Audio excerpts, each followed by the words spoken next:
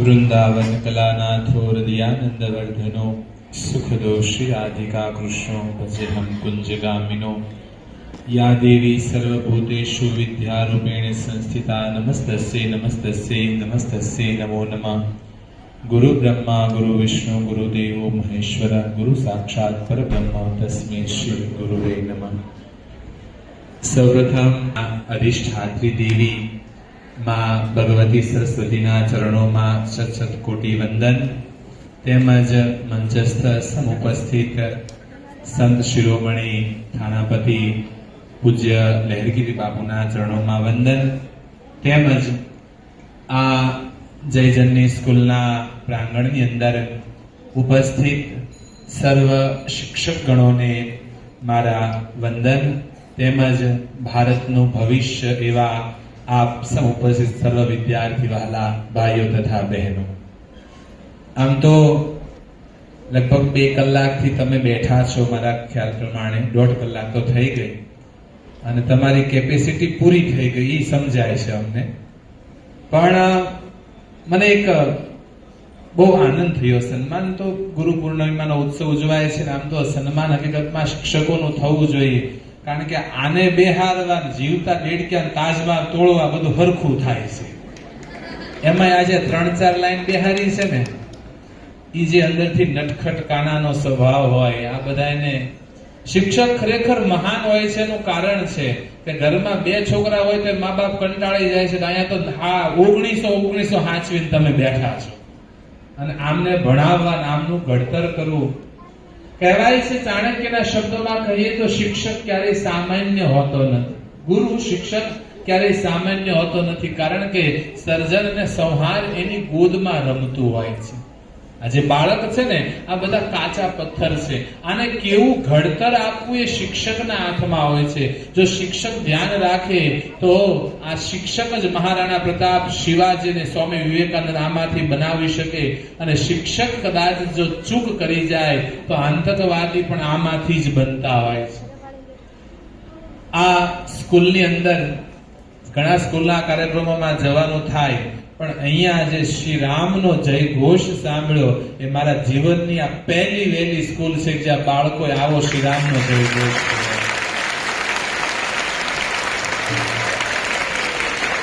આ સ્કૂલની અંદર આવવાનું થયું ને સાહેબને મળ્યા, એમના વિચારો. અમે વેશથી સાધુ છે, એ વિચારથી સાધુ છે. આ મને અહીંયા આવ્યા પછી એક અનુભવ થયો. બાળકો પ્રત્યે સંવેદના જે એમના મનની અંદર છે, બાળકને કઈ રીતે ઘડતર આપવું એ જે એમના મનની અંદર છે એ ખરેખર અદ્વિતીય છે. આ સર્વ શિક્ષક ગણો જે તમારી માટે મહેનત કરી રહ્યા છે, અને આવો ગુરુ પૂર્ણિમાનો દિવસ છે, વધારે સમય નહીં લેતા આ બધા બાળકોને મનમાં એમ થાય કે આ બાપુ શું બોલશે, ને અમને એમ થાય કે તમારી સામે શું બોલવું. કારણ કે બાળક હારે બાળક ન થાય ત્યાં સુધી તમારી ભાષા અમને બોલી ન શકીએ, તમે સમજી પણ ન શકો. પણ જીવનની અત્યારે તમે પાપા પગલી ભરો છો, કંટાળો આવતો હશે, લેશન આપે ત્યારે ન ગમે, શિક્ષક મારતો હોય કે મારે છે સાહેબ તમને, હવે એમાં જ બગડ્યા છો તમે. હે, મારની જરૂર ખરી તમારે? આવ સાચું બોલો, તો મારા હામ ખાઈને બોલો, મારની જરૂર છે? હા, હવે સાચું બોલ્યા છે ને, જરૂર હે?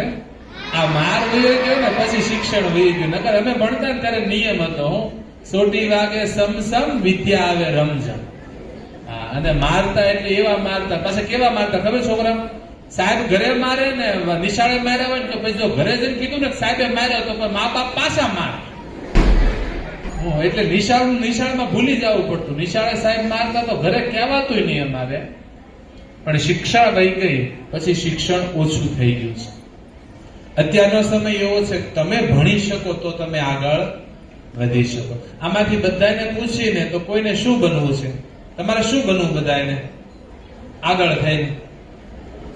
હે, શું બનવું બેટા તારે? પોલીસ?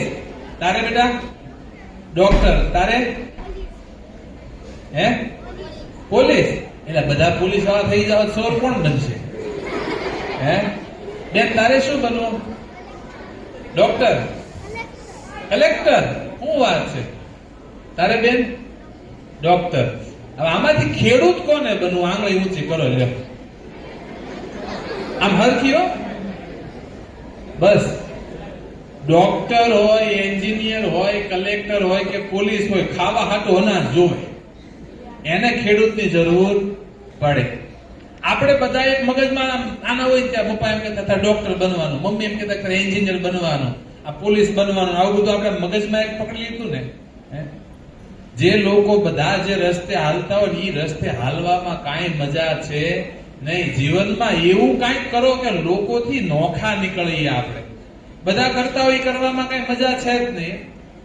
જીવનની અંદર હજી તમે નાના છો, આ મારો શબ્દ એક વાત સમજવા માટે, પણ જીવનમાં જો આગળ નીકળવું હોય ને તમને એમ થાય કાંઈક કરવું છે જીવનમાં, તો એક શબ્દ, એક સૂત્ર જીવનમાં પકડી રાખજો, અને શબ્દ છે ડુ ડિફરન્ટ. કંઈક હટકે વિચાર. બધા કરતા હોય એનું કરે જાવ, એમાં કઈ મજા છે નહીં. કઈક અલગ વિચારો. જો આ છોકરો નાનો એવું કેવા તબલા વગાડે છે કે નહીં? હે, ઈ તબલા વગાડે, બધા સામું જોઈએ છે ને જોતા. આપણે એને કઈક અલગ વિચાર્યું ને. આપણામાં સ્કિલ તો પડી જ છે, એને આપણે બહાર લાવીએ, અને આવી સ્કૂલોની અંદર જ કઈક તમારી અંદરની આવડત બહાર આવતી હોય છે. એટલે કઈક હટકે આપણે વિચારીએ, કઈક અલગ કરીએ. બધા કરતા હોય એના કરતા આપણે અલગ કરીએ. અને અત્યારનો સમય એવો છે ને સાહેબ, તમને ભણાવે તમને જ ન ગમે, અમને જ ન ગમતું. સાહેબ ભણાવે તો એમ થાય આને માથે દફતર મારીને ભાગી જાય. થાય છે ને એવું તમને? હે, અત્યારે આ પાડશો ભાઈ આના માં છે તમને, અમે તો હમણાં વ્યા જશે. પણ આ શિક્ષકો છે ને બેટા, એ તમને ઘડે છે. જેમ કાચો પથ્થર હોય ને, કાચો પથ્થર એને ઘડો, પછી એમાંથી મૂર્તિ બને. એમના પથ્થર બહાર મૂક્યો કોઈ હામું ન જોવે, પણ એની આમ કંડારીને એવી હારે મૂર્તિ બનાવી હોય તો બધા ઉભા રહે, ફોટા પાડે, જોવે, વાતું કરે. ઈ જયારે મૂર્તિ ઘડાતી હોય તો એ પથ્થરને વાગતું તો હશે કે નહીં વાગતું હોય? એમ તમારું ઘડતર થાય છે. કદાચ કાચનું અડે અને દુઃખ થતું હશે ક્યારેક સાહેબ પ્રત્યે કે મેમ પ્રત્યે, તમને મિસ પ્રત્યે એમ થતું કે અમને ખીજાણા ને અમને વઢ્યા ને બધા સ્કૂલ શિક્ષક બાળકો વચ્ચે અમને ખીજાણા, પણ એમાં તમારું ભલું રહેલું છે. એટલે આ સમય તમારા માટે ગોલ્ડન પીરિયડ છે. અમને હજી આ બધું જોઈને તો અમને એમ થાય કે આ બધું મોટા થઈ જાય ખોટું છે. જીવન સાચું તમારું જ છે. તમને એમ થાય મોટું થઈ જાવ, અમને એમ થાય હજી નાના થઈ જાય. એટલે આ બાળપણનું જીવન ખરેખર બહુ આનંદ વાળું છે. જીવજો, જાણજો, ને આનંદ માણતા માણતા તમે બધા ભણજો. અત્યારનો સમય નાની એક વાત કરું, તમને નહીં ગમતું હોય, ભણવું નહીં ગમતું હોય, પરંતુ જરૂરી છે ભણતર. મને પોતાને એમ થાય કે આ સમય વીતી ગયો, હજી ભણવા. કદાચ આ દેશનો, હમણાં સાહેબે અમે વાત કરી કે આ દેશનો સૌથી ધનાઢ્ય વ્યક્તિ હોય તો મુકેશ અંબાણી છે. હમણાં છોકરાને પવડાવ્યો ને, ખબર છે ને? ગયા તા લાડવા ખાવા? કેમ નહોતું આમંત્રણ?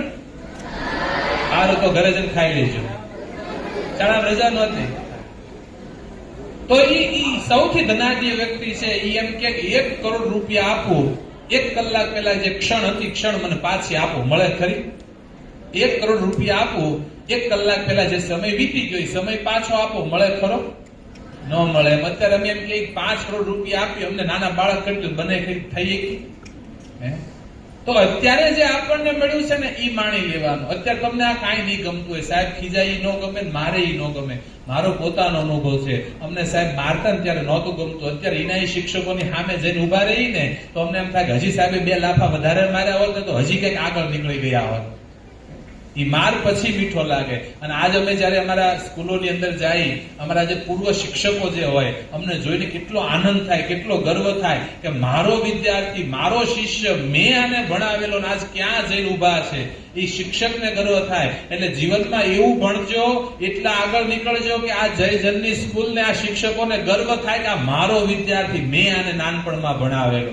એટલા જીવનની અંદર આગળ નીકળજો. અત્યારે કદાચ તમને આ બધું નહીં જ ગમતું હોય, હું પણ સમજુ છું. એક નાની એક વાત કરું. એકવાર એક ગામડું ગામ હતું, અને ગામડા ગામની અંદર એક વણજારો સમુદાય ગામડે ભટકે ગાડાને એવું લઈ જંગલમાં ગયો. અને જંગલમાં ગયો ને તો જંગલમાં રાત્રિના સમયે એક દિવ્ય પ્રકાશ થયો, અજવાળું થયું. એ અજવાળું જોયું એટલે એ બધા સમુદાયને એમ થયું માતાજી પ્રસન્ન થઈ ગયા, આપણને લાખો રૂપિયા હમણાં આપી દે, અને આપણને રૂપિયા વાળા કરી દે, અને આપણે સુખી થઈ જાવ. એટલે બધા ગયા અને પગે લાગ્યા. ખરેખર માતાજી પ્રસન્ન થયેલા. અને બધા મળ્યા પગે લાગવા. એ પગે લાગતા હતા ને, એ પગે લાગતા લાગતા માતાજીએ કીધું કે તમે કરી શકો એટલા પથ્થર મળો ભેગા કરવા. શું કીધું? કરી શકો એટલા પથ્થર ભેગા મળો કરવા, અને સવાર થશે ત્યારે તમે સુખી પણ હશો અને દુખી પણ હશો. એટલે બધાને એમ થયું માતાજીએ તો આપણને એમ તો હોનું ચાંદી આપશે, તો પથ્થર ભેગા કરવાનું કીધું. એટલે બધાને ગમ્યું નહીં, પણ કોઈ એક પથ્થર ખીચામાં નાખ્યો, કોઈ બે નાખ્યા, સુઈ ગયા. સવાર થયું તો એ બધા પથ્થર સોનું બની ગયેલા. બધા પથ્થર હતા એ સોનું થઈ ગયા. ત્યારે એને વિચાર આવ્યો, માતાજી કીધું તમે સુખી હશો દુખી હશો. સુખી વાતનું હતું કે આપણે બબ્બે પથ્થર નાખ્યા ખીચામાં તો સોનું થઈ ગયા, અને દુખી વાતનું હતું કે આપણે વધારે પથ્થર ભેગા ન કરી શક્યા. એમ જીવનમાં અત્યારે તમે આ જે કાંઈ છે ને, આ બધા પથરા છે. આ જીવનના 15-17 વર્ષ વિતાવશો ને પછી આ બધું હોનું થઈ જાય, તેથી પસ્તાવો થશે કે વધારે આપણે આ પથ્થર ભેગા ન કરી શક્યા. એટલે આ સમય અત્યારે તમને પથ્થર જ લાગશે, પણ જેની સવાર પડશે તે દિવસે કાંઈક વાત અલગ હશે. એટલે જીવનની અંદર ભણજો. અને તમારા સમયમાં નથી, અમે ભણતા તો અમને અમારા શિક્ષકો શું કહેતા? ટીવી થી આઘું રહેવું. શું કહેતા? ટીવી થી. એટલે લગભગ ટીવી ની ટેવ કોઈ જ નથી.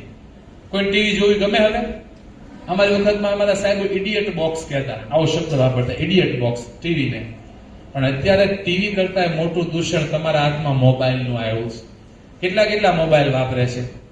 આંગળી ઊંચી આમ સાહેબો બધા નાખ્યું બંધ છે, તો હું એક જ ભાડું ચાલ. રોજ ફોન હાથમાં જોઈ છે. શું શીખો ફોન માંથી? કયો મને કાંઈ પોઝિટિવ વાત શીખો તમે? કાં તો કાર્ટૂન જોશો, કાં ઓલા બાબલા જોશો, અને કાં તો કઈક બધા કોમેડી જો. આવું જોશો ને? આ ઓલો ગગુડિયો જોવે, ગગુડિયો, કાં ઓલી કઈક વીજુડી જોવે. એટલે આવું જોશો ને બધા. જેઠાલાલ જોવે, હા, ટપુ જેવા રહ્યા ને બધા. મોબાઈલ ની એક સમય છે, વાપરજો, તમને ના નથી, પણ એના માટે તમે પેલા મોટા થઈ જાઓ. તમે મોબાઈલ વાપરો ને એટલે તમારો માનસિક વિકાસ અટકી જાય.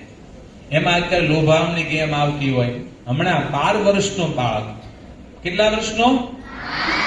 7મું ભણતો તો બાળક, 12 વર્ષનો એક બાળક ઓનલાઈન મોબાઈલમાં ગેમ રમતો તો. ગેમ રમતા રમતા એના પપ્પાના એકાઉન્ટમાંથી 4 લાખ રૂપિયા એને ખોઈ નાખ્યા. કેટલા? તમે ગેમ રમો છો મોબાઈલમાં?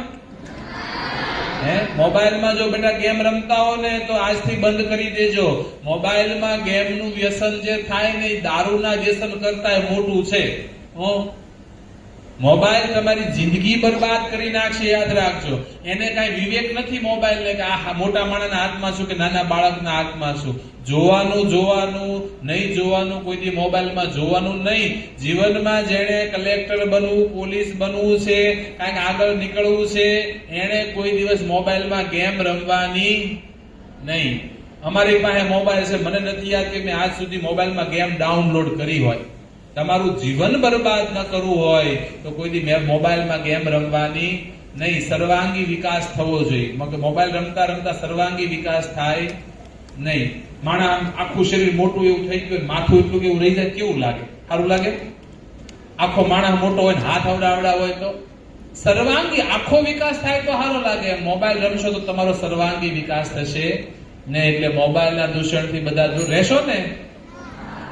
અને ગુરુ પાસેથી શિક્ષા લેવી જોઈએ. તો અમે આજ આવ્યા છીએ તો તમારે અમારી પાસેથી શિક્ષા લેવી જોઈએ. ગુરુને કઈક આપવું જોઈએ. તો તમે આપશો મને કઈક? શું આપશો? જે માંગવું એ આપશો? કાલ સવારથી તમારે એક કામ કરવાનું. કેટલું? કોણ કોણ કરશે? બધા કરશો? હું પાછો 15 દિવસ પછી આવીશ પૂછવા તમને કર્યું કે નહીં એમ. કરશો ને? પહેલું કામ સવારમાં જાગીને નાઈન, બસ આ નીચે મૂકી દો. પહેલું કામ સવારમાં નાઈન તૈયાર થાવ એટલે ભગવાનના મંદિરે પગે લાગવાનું. શું કરવાનું? ભગવાનના મંદિરે પગે લાગવાનું. શું પ્રાર્થના કરવાની? હે પ્રભુ, તારું બાળક છું, હું ભણવા જાઉં છું. પ્રભુ, મને ભણી ગણીને ખૂબ હોશિયાર બનાવજો, મા બાપનું નામ રોશન કરું એવા આશીર્વાદ આપો. પહેલું શું કરવાનું? ભગવાનને પગે લાગવાનું. બીજું આપણા મા બાપને પગે લાગવાનું. કોને લાગવાનું? જીવનના પહેલા ગુરુ. વાત કરી ને હમણાં, જીવનના પહેલા ગુરુ આપણા મા બાપ છે. અને પછી ત્રીજું કામ, આપણી સ્કૂલે આવો એટલે આપણા વર્ગ શિક્ષકને પગે લાગવાનું. કારણ કે શિક્ષકથી મોટો ગુરુ હું માનતો નથી. કારણ કે છે ને આ બધાને સાહેબ ઘડો છો તમે, તમારા હાથમાં છટકે ઈ અમારા હાથમાં આવે. પછી તમારે ઘડતા ઘડતા જે છટકી જાય એ 20-25 વર્ષે પછી આઉટલાઈને જાય ને પછી અમારા હાથમાં આવે છે. એટલે મહત્વ આ શિક્ષકોનું છે. એટલે આપણે એમને પગે લાગવાનું. આ 3 કામ કરશું તો આપણે કોઈ દી જીવનમાં પાછા પડશું નહીં. અને બધા બાળકો ખૂબ ભણો, ખૂબ ગણો અને ખૂબ જીવનમાં આગળ વધો. આ જય જનની સ્કૂલ નહીં, આ શિક્ષકો નહીં, આખો પ્રદેશ તમારા ઉપર ગર્વ થાય. આજ મોદી આમ પીએમ બન્યા, વડાપ્રધાન, તો આપણે ગુજરાતના આપણે ઓળખીએ કોઈ એમ તો એનો કે અમારા ગુજરાતના છે. આપણે કાંઈ લેના દેના ખરો એની હારે, તો આપણને ગર્વ થાય કે ન થાય? તો આપણે કંઈક આગળ જાશું, સારા કામ કરશું તો આપણને, આપણા મા બાપને, આપણા શિક્ષકોને ગર્વ થાય, આપણા પરિવારને ગર્વ થાય. એવા તમે કામ કરો અને તમે બધા ભારતનું ભવિષ્ય કોઈ વ્યસન તરફ ન જતા, કોઈ દૂષણ તરફ ન જતા. અહીંયા તો ધર્મનું વાતાવરણ, વ્યસન તરફ જવાની કોઈ વાત છે જ નહીં. અને એક જે તમે શ્રીરામની જય જયકાર બોલાવી, જેટલું ધર્મમાં રુચિ એટલી તમારી દેશમાં પણ રુચિ હોય. એટલે એક વખત ભારત માતા કે એવી જય બોલાવો કે મને એમ થઈ જાય કે આ બાળકોમાં ધર્મ સાથે સાથે દેશભક્તિ પણ ઠાહી ઠાહી ભરવામાં આવી છે. કારણ કે દેશથી મોટું બીજું કાંઈ હોતું નથી. એટલે એકવાર અને પછી મને એમ થાય કે ના ના, હવે બાળકોને કંઈક અંદર ઉતરું. ભારત માતા કી, ભારત માતા કી, વંદે વંદે. ખૂબ ખૂબ આભાર આ સ્કૂલનો, સર્વ શિક્ષકગણોને, સંચાલકોનો. અહીંયા આવીને બાળકો સાથે રૂબરૂ મળવાનો મોકો મળ્યો. આ નિમિત્તે સર્વે ભવન્તુ સુખિનઃ, સર્વે સંતુ નિરામયા, સર્વે ભદ્રાણિ પશ્યન્તુ, મા કશ્ચિદુર્ભાગ્યસ્તુ. જય હિન્દ, જય જય ગરવી ગુજરાત.